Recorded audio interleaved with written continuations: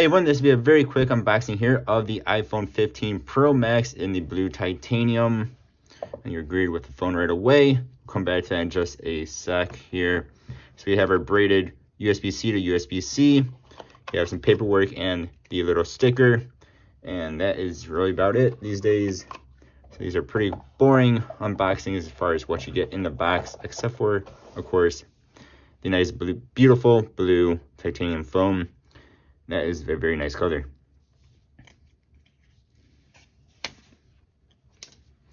There we go.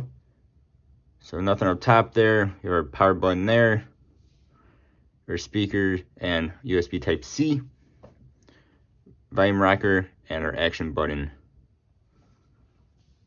And the 3-camera setup, like the flash. Very, very nice looking phone. I really do recommend this blue. It is a very, very nice phone. Like I said, just very, very quick unboxing here of the iPhone 15 Pro Max in blue titanium. Thank you all for watching. Hope you have a good one.